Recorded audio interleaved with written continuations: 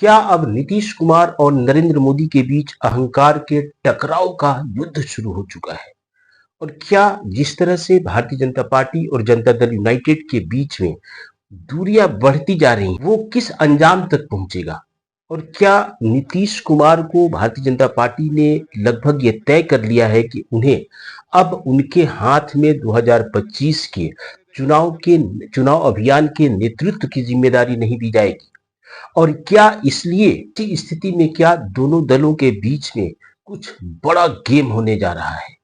आज हक की बात इरशादुल हक के साथ में इसी बिंदु पे चर्चा करेंगे और ये बताने की कोशिश करेंगे कि कैसे नीतीश कुमार को एनडीए की बैठक में दिल्ली में जिस तरह से नरेंद्र मोदी ने उनका अपमान किया था, उस अपमान का किस तरह से प्रधानमंत्री की उस अपमान का किस तरह से नीतीश कुमार ने आज सासाराम की रैली में बदला ले लिया है।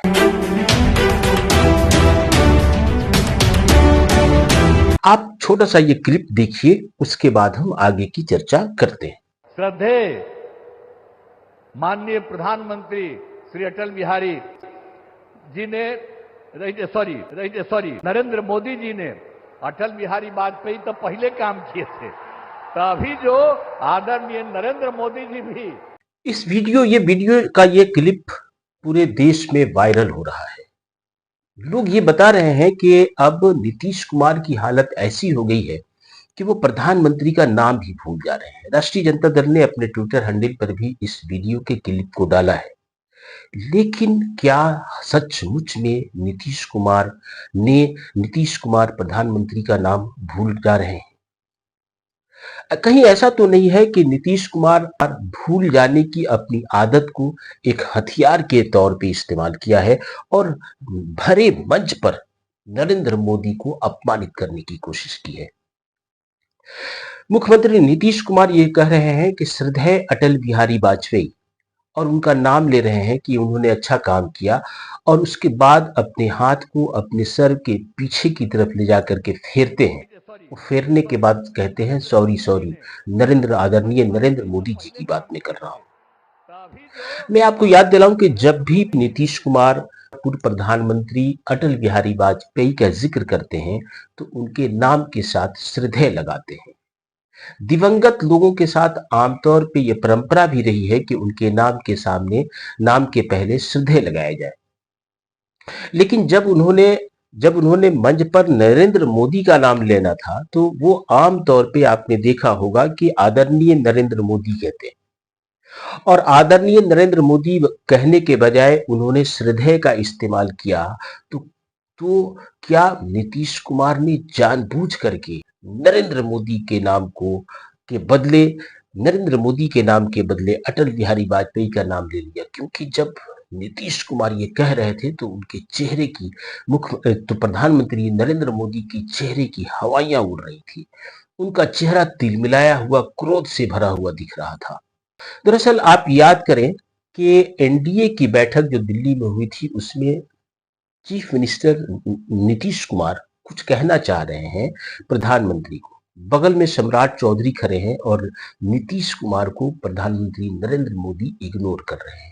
उसका नतीजा यह होता है कि जब बैठक शुरू होती है तो उस बैठक से नीतीश कुमार अचानक उठ करके चल देते हैं, खुद को अपमानित महसूस करते हैं। और इस बात पे अब चर्चा हो रही है कि क्या भूल जाने की अपनी आदत को नीतीश कुमार ने एक हथियार के तौर पे इस्तेमाल करके नरेंद्र मोदी की जगह पे अटल बिहारी वाजपेयी की तारीफ करना और तब ये कहना कि सॉरी। दरअसल ये खेल चल क्या रहा है ये समझने की जरूरत है। दरअसल ये खेल ये चल रहा है कि भारतीय जनता पार्टी अब नीतीश कुमार की पॉलिटिकल ताकत का इस्तेमाल तो करना चाहती है, लेकिन अब उन्हें नंबर 2 की हैसियत पे रखना चाहती है। भारतीय जनता पार्टी ये चाहती है कि अगर 2025 में चुनाव के बाद जब सरकार बनती है तो वैसी सूरत में भारतीय जनता पार्टी का प्रत्याशी होगा जो मुख्यमंत्री होगा। और यही चीज नीतीश कुमार ने भांप भी लिया है, क्योंकि लाख कोशिशों के बावजूद भारतीय जनता पार्टी कम से कम 2 मुद्दे पर अभी तक पत्ते नहीं खोल रही है। पहला ये कि मुख्यमंत्री कौन होगा। दूसरा ये कि सीट शेयरिंग पे अभी तक कोई बात सामने नहीं आ रही है, और यही दो चीजें हैं जो नीतीश कुमार को परेशान कर रही हैं। लेकिन भारतीय जनता पार्टी को ये पता है कि बिहार के वोटरों का मिजाज कुछ ऐसा है जो बीजेपी को स्वीकार नहीं करता। ऐसे में उसे सत्ता तक पहुंचने के लिए नीतीश कुमार की जरूरत है, और नीतीश कुमार के पास कम से कम 15-16% वोट तो होता ही होता है। तो एक तरह से उनकी मदद भी लेना, लेकिन उन्हें सत्ता से दूर भी रखना।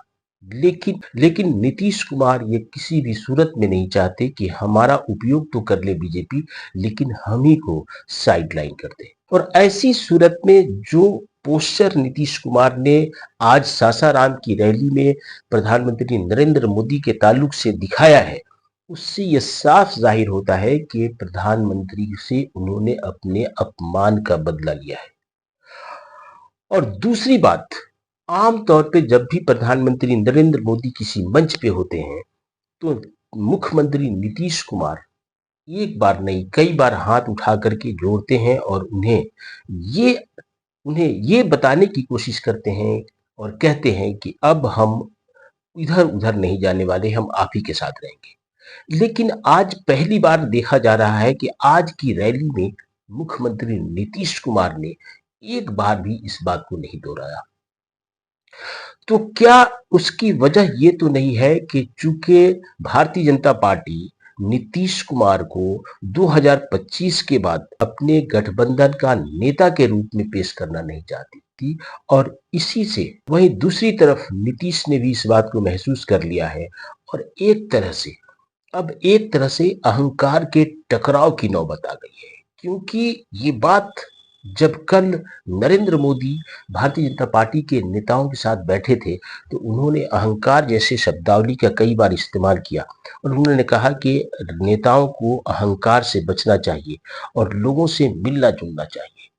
दूसरी तरफ भारतीय जनता पार्टी के नेता नरेंद्र मोदी ने जो रोड शो किया, उस रोड शो में जिस बुरी तरह से भीड़ का नहीं आना, ये भी एक तरह से इंगित करता है कि नीतीश कुमार को छोड़ा भी नहीं जा सकता, लेकिन नीतीश कुमार के ऊपर नेतृत्व भी नहीं सौंपा जा सकता।